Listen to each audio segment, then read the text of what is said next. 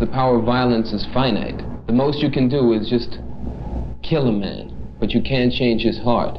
You can't change people's feelings. You can't change society. The best result you can get from your violence is the destruction of another person or another society. If you have a fire and you want to put it out, you don't put more oil on the fire or put more logs on the fire. You slowly take the logs out of the fire to cool it down. But fighting violence with more violence or countering violence with violence just makes a bigger fire. The power of nonviolence is the same power that moves the entire universe, the natural power that's given within each of us to unfold and to develop our fullest potential, spread a feeling of peace and harmony. And that's where the power of the individual lies.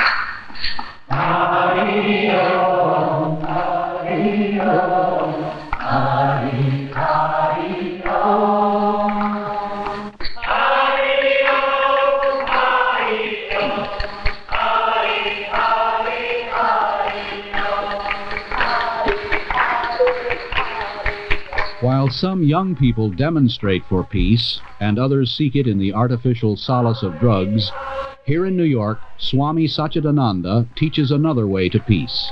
And on Friday evenings, he helps both young and old in the age-old battle to control the mind, which is the power of yoga, its application to the problems of daily living. To change the world, the Swami teaches, we must first change ourselves as individuals, and from the peace within comes a power for peace in the world outside. That is the main purpose of yoga. Yoga expects one to reform himself. It is impossible to reform outside without having that reformation within ourselves. We talk a lot about peace. Everywhere there seems to be the cry. Occasionally, or even very often, we hear people shouting in the name of peace that they want to fight for peace. I really don't understand how they are going to fight to find the peace. Fighting is just the opposite of peace. The moment you start fighting for something, you are disturbing it. So instead of fighting for the peace, you should find peace. Without peace in the mind, we can't give peace to the outside world. In the whole world, the Swami is one of a handful of master teachers in yoga, and since 1949 has organized yoga centers throughout the world, including several across the country. Far from being removed from the human scene, he has immersed himself in it, drawing insights from contacts with the young, finding satisfaction in physical labor, inspiration from nature, and joy from his followers. The magnetic impact of the Swami in the United States prompted him to stay on after only a 2-day visit in 1966. And today he's a resident of New York and the founder and director of the Integral Yoga Institute located on West End Avenue, where each week thousands have encountered a new form of personal discipline designed to elevate and expand their capabilities to cope with problems. While the practice of yoga is derived from the ancient cultures of the East, Integral Yoga is a scientific system developed by the Swami, its method explained by Hari Zupin, his secretary. Integral Yoga works with the physical aspect of the individual by giving yoga postures, which make the body healthy, supple, strong, and relaxed, and charging the nerves with more energy, and making the glands healthy, which in turn act on the personality and the emotionality. We all know if adrenaline is splashed into the system, it directly affects the emotions. And the practice of meditation works directly on the mind itself, which is another aspect of integral yoga. It makes the mind calm. It makes it peaceful. It collects all of the energy that is usually going in so many directions and focuses it in one place. Do you think it's related to self-hypnosis? Not at all. Hypnosis is where you relinquish the control, or you're not in control of your own faculties, where you can't direct them. This is just the opposite, where you begin to get in touch with your faculties, perhaps for the first time, and direct them towards a higher goal. You control the show. You're the director and the actor at the same time.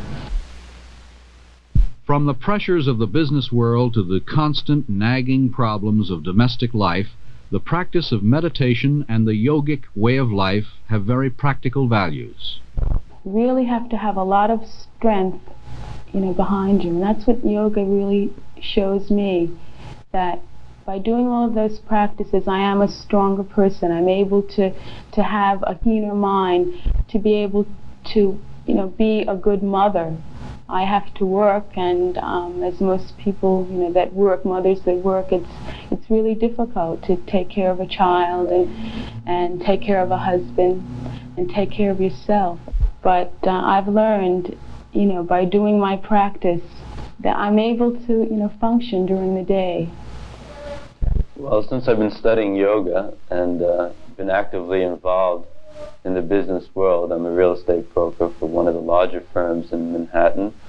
I find my approach to business and my approach to communicating my product has been increased, I would say 100%. The success of the Institute's program with young drug addicts has attracted the city to utilize yoga postures and meditation in its narcotics rehabilitation center, Horizon House, and it has employed one of Swami's instructors, himself a former drug addict, Guru Prem, to conduct the classes. Feel the air just flow in and then flow out, going through the three parts of the body. Many people, hundreds and thousands, have come here with the idea of getting rid of drugs, with the idea of, they would even approach Swami, just sit as lectures and expect to hear him say, well, you must stop the practice of drugs. Simply coming in here and doing the yoga postures, increasing your appetite, expanding your lung capacity, getting some of the smoke out of your brain, getting rid of all the accumulations of years of drug taking or bad habits, in itself just pushes the drugs out the window. And because where the drugs may have been such a preoccupation in your mind, you almost forget that you ever had a problem because you're involved in such a positive way of living. That the drugs, it's just like you forget about it, just like the dirty diapers you wore when you were a kid. Well, I was brought up, Episcopalian, I went to church every day until I was 8 years old or whatnot. There was always a ritual, but I never really understood beyond the ritual what the real meaning was. And people kept telling me, go to Sunday school, be good, and then they'd turn around and be cruel to each other and drink too much or what have you. And so there was a tremendous contradiction as a child, being brought up in a so-called Christian world and seeing the lack of Christianity that human beings had towards each other. So religion for me was somewhat of a mystery. I couldn't quite fit myself into my upbringing. So I did rebel very strongly. When I was 17, I decided not to go to college and do what I should have done according to my parents and friends and what have you. And I wanted to be an artist, and I painted all my life, and I also wanted to try acting. So I did that. I acted and I painted.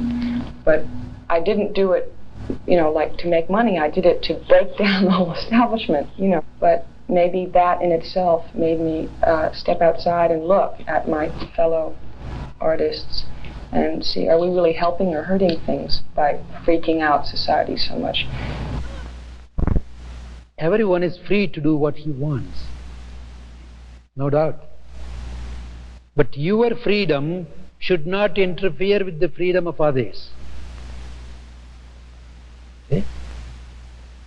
Discipline should be properly understood. There is a coordination. You should work together. That togetherness is called discipline. You do things in a proper way, in an orderly way. That is what you call discipline. To achieve anything and everything. If the steering is not there, you can't drive the car. So there is a control. That's what you call this. You discipline the wheels with the steering. See, you discipline the current through this cable. Unfortunately, this freedom is very much misunderstood. People think, oh, let me do anything I want.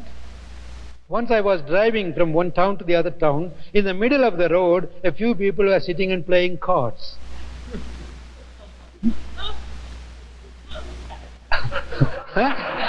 In the middle of the road. So I stopped the car and walked out and said, what are you doing?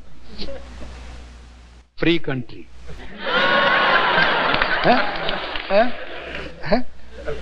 I must have my freedom to do anything I want. Actually, that in their language, they mean people's government.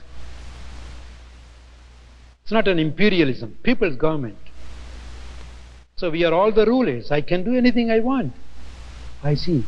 I am also a person belonging to this country. Oh, you can do anything you want? Fine, then I want to drive over you. Shall I? Then they woke up and, oh yeah, I can't stop you from your freedom.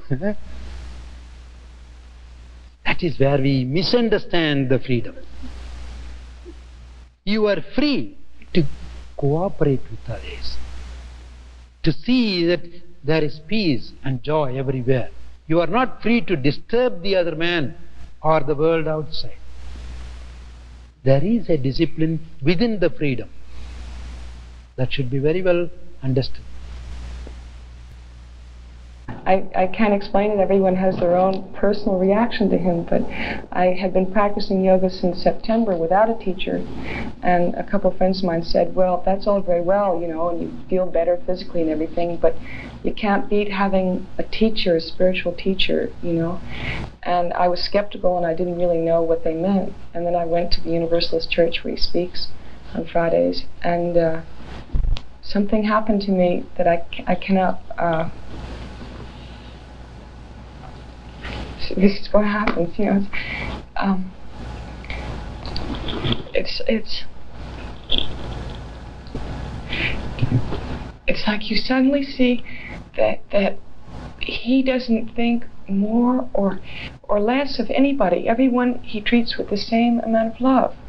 And all my life I had thought, well, certain people are educated more or no more. And it's like, there's no difference. I suddenly realized for the first time, and I'm like 27, you know, that we're all the same. No one is better than anyone else, and no one is inferior to anyone else. And I didn't realize that until I came up, and my friend was introducing me, and I thought, well, is he going to treat me any differently than his own disciples, who he's known for years? Or is he going to treat me maybe better than someone else because he likes my face or something? And I realized that no, I had met the only person in my entire life that treated me with the same amount of love that he did people he'd known for years. The first time, you know, and I blew my mind, you know. So that when I left him, I suddenly began to look at everyone as the same and see myself in them and see them in me. And no longer was there that sense of individuality to a positive or negative degree. It was like everybody was, we all had God in us, and we were all one.